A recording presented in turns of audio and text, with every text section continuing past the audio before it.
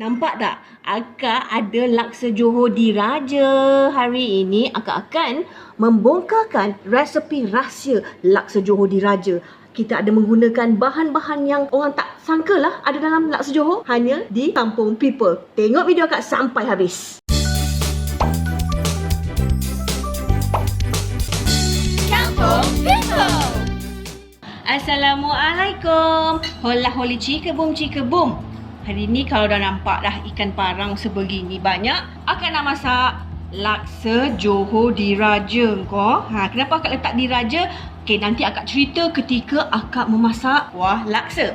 Bahan asal laksa yang akak gunakan 25 biji bawang merah, kisar halus bersama dengan serai dan juga lengkuas. Tak ada bawang putih, tak ada halia. Itu syarat untuk laksa Johor akak. 100 gram udang kering, 250 gram udang basah yang akak dah kopit kulit. Kulitnya nanti akak akan rebus. Ikan masin kurau sebanyak 150 gram, 250 gram kerisik, 250 gram cili kering kisar, asam keping, 4 sekawan. Abaikan cinnamon powder sebab dia belum jadi powder, akak belum kisar lagi. Ini namanya kayu manis, serbuk ketumbar, 1 kotak besar santan, tengah ketul gula Melaka, dan rempah rahsianya buah pala atau Kampung People panggil nutmeg. Inilah rempah rahsianya buah pala. Macam gini kejadian buah palanya. Nanti macam mana akak nak letakkan buah pala ni di dalam masakan, kita lihatlah nanti. So, bahan dah tersedia. Masak! Sebelum tu, jangan lupa like, subscribe dan share video akak ni. Selamat menonton! Pertama-tama, kita hendaklah rebus ikan parang ni dulu.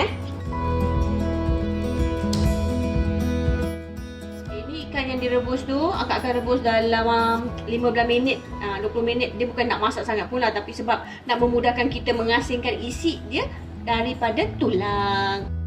Akak dah angkat. Tadi kita rebus tu. Sekarang ni kalau tengok air dia tu, jangan buang air ikan. Ini stok air ikan. Dengan stok ikan ni juga akak akan masukkan kulit udang. Akak akan rebus kulit udang. Akak masukkan je lah isi udang macam gini, tapi pakai tapis. Nanti senang.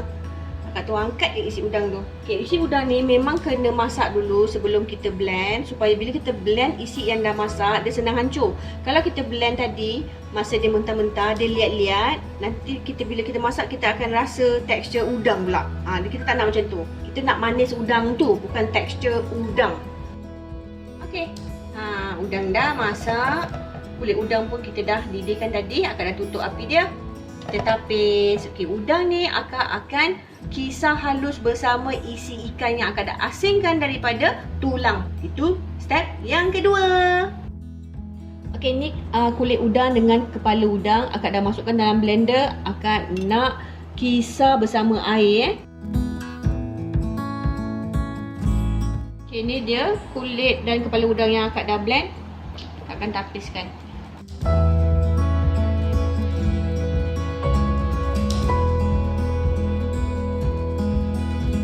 Akak dah tapis, akak dah perah habis ke titisan terakhir kulit udang ni. Itulah hasilnya. Akak dah kulit udang. Sekarang udang kering pula. Udang kering ni akak nak kisar halus bersama dengan ikan masin kurau pun kisar halus. Ini adalah hasil udang kering dan ikan kurau masin yang dikisar halus. Siap sudah bahan yang ke 10,000. Sekarang akak tengah asingkan isi daripada tulang. Selalunya orang gunakan tangan saja, bare hand. Tak gunakan sudu garpu macam akak, sebab tak nak tangan tu bau hanya ikan semalaman, dek. Kalau bau kari tak apa, kau cium banyak-banyak kali. Tapi kalau bau ikan yang hanya gitu, akak tak rela untuk tidur bersama tangan bau ucuk-ucuk acam. Yang kita asingkan ni adalah tulang yang besar. Tulang yang halus tu tak apa, boleh diabaikan, terus dimasukkan nanti dalam blender, kita blend bersama isi dia. Yang tu tak payah tapis. Inilah hasil apabila kita telah asingkan isi ikan daripada tulangnya yang besar-besar itu. Okey, ini akan di-blend juga. Akak akan kisar halus. Lepas tu tapis. Buat sama macam kulit udang tu.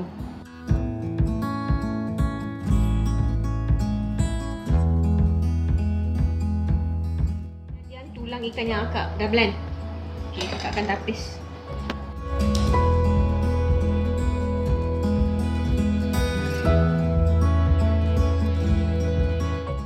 Okey, semuanya dah diperah sampai ke titisan yang terakhir. Okey. Inilah air rebusan tulang, okey. Ini akak akan blender dengan isi udang lah ada isi udang kat situ. Isi ikan dan juga isi udang. Akak akan blender, akak blender separuh-separuh lah sebab nakkan dia halus tu. Okay, akak nak tunjuk ini buah pala. Buah pala ni kalau beli, kalau goyang-goyangkan, dalam tu dia ada macam ada biji dalam tu bergoyang-goyang. Kita boleh rasa. Dia ketek. Dalam ni tak dengar lah Jadi bila kita pecahkan, okey, bila dah pecahkan dia akan ada isi dia. Ni isi dia. Okey, ni akak dah pecahkan dalam 7 biji, 2, 4, 6, 7 biji. Kalau kau pecahkan dia jadi macam gini, akak tunjuk yang ini yang ini, pecahkan keluar macam gini, ini buah pala yang dah rosak. Abaikan, kita buang.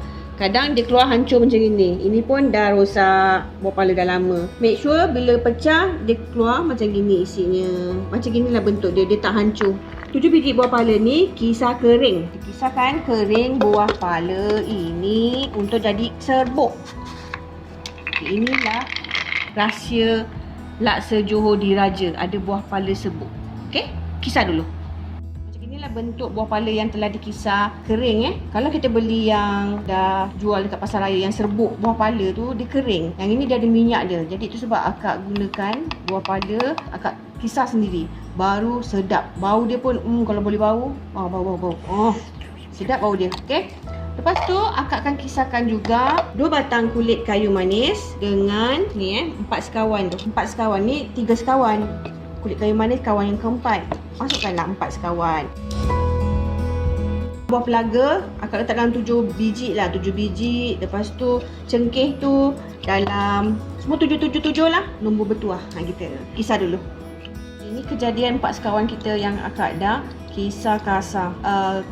Kalau ikut mak akak, kita akan kalau ikut mak akak kena tapis ni. Sebab ada nampak tak? Dia ada yang kulit-kulit dia tu yang tak hancur, kena tapis. Tapi tengoklah akak rajin ke tak nak tapis. Okey, settle bahan-bahan kering. Okey, akak tuangkan minyak dalam periuk. Okey, zaman dulu dia masak laksa ni, zaman mak-mak akak, zaman moyang akak, masak laksa dia tak gunakan minyak. Dia gunakan santan perah tu, santan perahan yang pertama yang pekat tu. Dia masukkan, dia masak sampai minyak santan tu pecah, baru dia masukkan bahan-bahan untuk ditumis. Tapi biasalah zaman-zaman moden zaman sekarang ni kita dah gunakan santan kotak. Kita tak adalah buat macam gitu, dek. Minyak tak naik kau kalau guna santan kotak tu. Kau tunggulah minyak tu 10 tahun tak naik. Jadi akak gunakan minyak. Tumiskan bahan-bahan yang dah dikisar halus tu lah. Bawang, serai dan juga lengkuas. Okay, sambil-sambil menggaul ni akak nak ceritakan sikit macam mana akak boleh claim yang laksa akak ni laksa Johor Diraja. Okey, cerita dia begini. Resepi ni datang daripada Mok Long Hijau. Siapa Mok Long Hijau tu? Okey, Mok Long Hijau tu pula ni cerita Mok Long Hijau pula.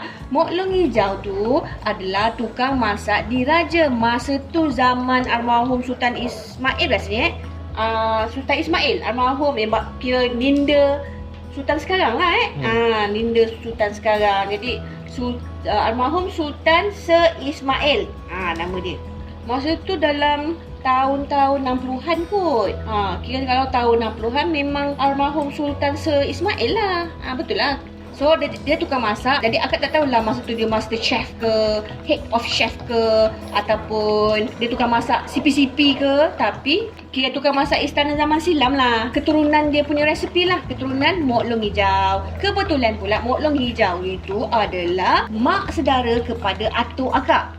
Kira dia adik-beradik kepada mak kepada atuk akak. Macam tu lah. moyang saudara akak. Jadi dia bagi resipi pada nenek akak bagi resipi pada mak akak bagi resipi pada akak. Gitulah ceritanya.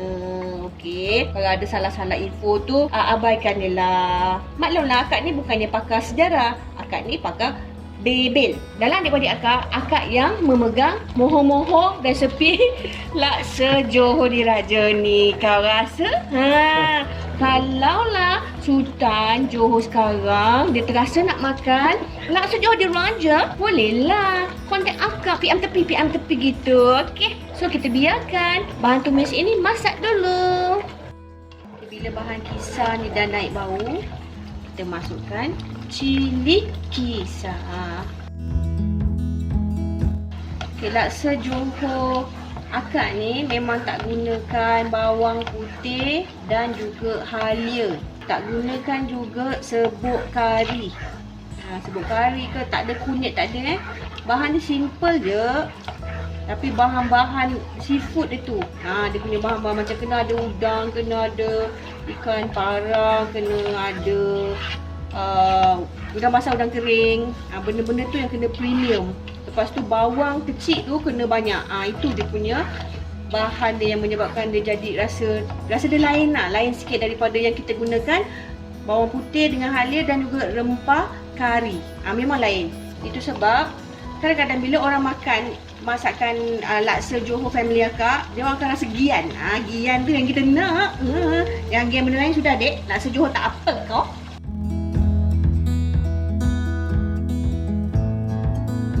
Okey, sekarang akak akan terus masukkan isi ikan. Selepas itu terus masukkan isi udang. Udang kering udang kering dengan ikan masin kurau tu. Okey, kuah tapisan kulit udang dan juga air rebusan ikan tadi. Okey, lepas tu masukkan air kisaran tulang ikan. Kita terus je masukkan santannya. Terus masukkan setengah ketul gula melaka. Masukkan kerisik. Akak akan masukkan serbuk ketumbar sekarang. Kuah ni kita akan biarkan sampai dia pekat. Ini sekarang ni masih lagi cair sebab segala-gala jus-jus tadi kita masukkan dengan air kan masa kita blend. Jadi kita akan biarkan dia masak pekat. Okey, kita tunggu dulu. Okey, akak terus masukkan je rempah 4 sekawan. Kita nak leburkan semua sekali. Rempah-rempah, ikan, kerisik, semua tu untuk dia mesra Okey, dia dah lepas 20 minit. 20 minit, dek. Jadi minyak dia dah naik atas. Dah cantik dah. Pekat-pekat.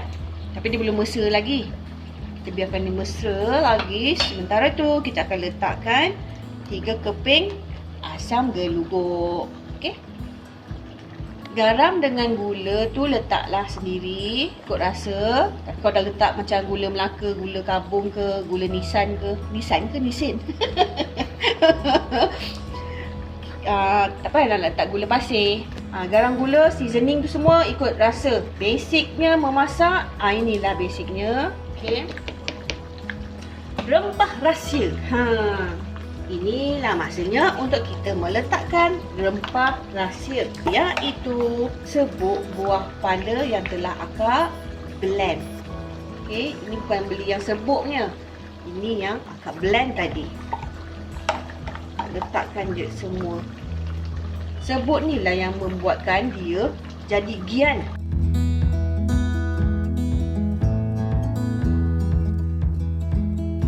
Tengok kuah ni, dia dah jadi cantik. Kita tunggu lagi sampai dia betul-betul mesra. Selalunya kalau masak kuah laksa ni, kita akan makan esoknya. Kita tak makan selepas siap masak. Bagi dia rehat. Benda-benda kadang lepas masak, dia tak sedap terus tau. Jadi kita kena kasih dia rest. Macam ayam, daging, kita kasih rest supaya jus semua tu dia jadi bersatu padu. Macam tu. Betul tak ayat? Macam bersatu padu lah. Bekerjasama. Apa yang penting? Kerjasama. Okey. Okey. Sekarang ni macam ginilah rupa bila dia dah reduce daripada air yang banyak. Sekarang dia dah jadi just nice, dia cantik. Boleh reducekan lagi sampai dia jadi pekat. Tapi kalau suka ada berkuah sedikit, dah boleh tutup api pun sebenarnya time-time macam ni. Macam akak kan tutup api time ni. Bila nak makan nanti esok lusa, baru akak akan panaskan lagi, baru dia akan padu dek. Betul, tak jaya kau cuba kau dek. Gitu. Okey, sekarang ni akak akan tutup api. Nanti akak akan tunjukkan cara bagaimana nak menyediakan kondimen si pula. Macam mana nak potong timun, macam mana nak capkan spaghetti tu. Okey, kita sambung lagi. Okey, macam ni. Bila akak dah tinggalkan semalaman kan, ni keesokan harinya lah kan. Kita panaskan lagi, dia akan jadi macam gini, pekat. Ni bau dia mesra ni. Bau dia tak berpisah dengan kuah. Awal-awal dia akan berpisah ikan tu dengan kuah. Ni sekarang dia dah bersatu. Biarkan semalaman. Lepas tu kita panaskan lagi. Bau dia mesra. Nampak tak? Dia dah mesra bersama-sama. Dah boleh makan. Perbezaan laksa Johor dengan laksa-laksa negeri yang lain adalah kita makan menggunakan spaghetti. Yang akak pakai ni spaghetti 5.0 tebalan dia. Okay, kita masak spaghetti ni jangan masak macam kita nak masak olio ke, bolognese ke. Kita kena masak dia, masak betul lah sampai dia lembut, bukan al dente. Kalau kita masak pasta, kita akan masak al dente kan, dia macam ada keras sikit. Tapi untuk makan dengan kuah laksa Johor ni, kita masak dia sampai lembut. Laksa Johor ni juga boleh dimakan dengan laksa beras, tapi kebiasaannya memang dimakan bersama spaghetti. Tak tahulah kenapa dia jadi spaghetti, bukan macam laksa-laksa negeri lain. Dia macam luar biasa sikit, ada campuran macam kita panggil fusion lah kan. Maybe dulu almarhum Sultan Ismail tu dia pergi mengembara, dia pergi Itali dia makan spaghetti, orang Itali masak. Sedap betul. Dia pun bawa balik lah, dia dapat bawa balik spaghetti je lah, dia tak dapat lah bawa balik tukang masak tu. Jadi tukang masak kat istana tu yang ada pandai buat kuah laksa je lah kan. Yang dia tahu buat kuah laksa tapi nak makan dengan spaghetti. Nampak tak kemodenan Sultan Johor tu, advance. Tapi cerita ni tak tahu betul ke tak tahu. Ni akak reka je. Okay, akak bukan sejarawan. Alright, so saja buat suka-suka.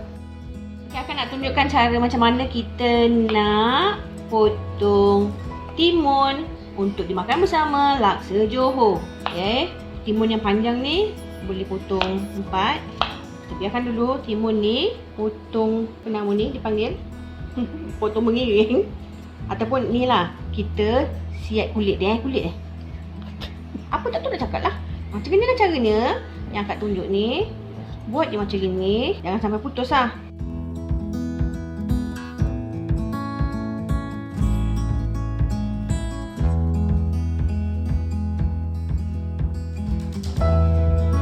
Bila kita dah biasa buat, kita dapat buat panjang.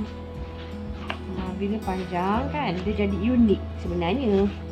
Rasa dia sama tak ada berubah lah rasa timun tu. Tapi dia jadi unik. Itu kita potong halus-halus je macam tu.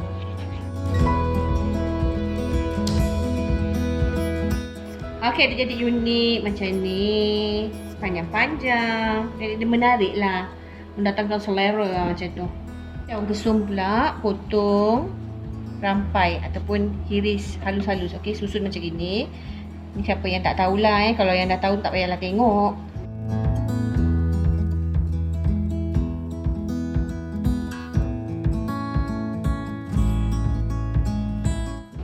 Okey, ada orang nak gunting pun boleh guna gunting. Kita pulang asalkan dapat menghaluskan dan merampaikan daun kesum. Kita kena ada daun selasih. Ni daun selasih namanya.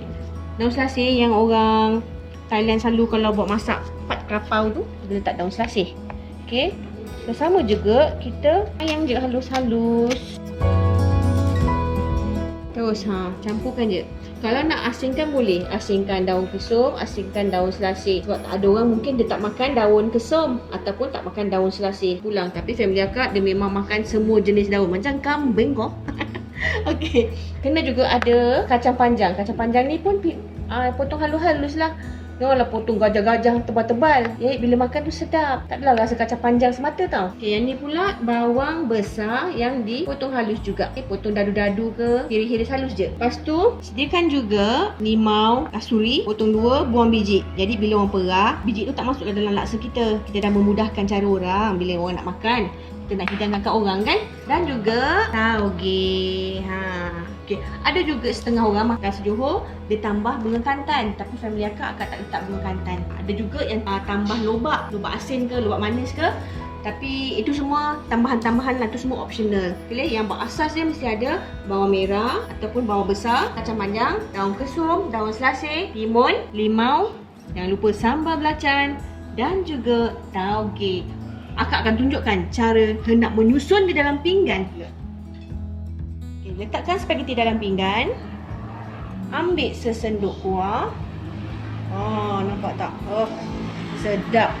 Makan laksa Johor memang kena makan dengan tangan Okey, taburkan condiments yang dah disediakan.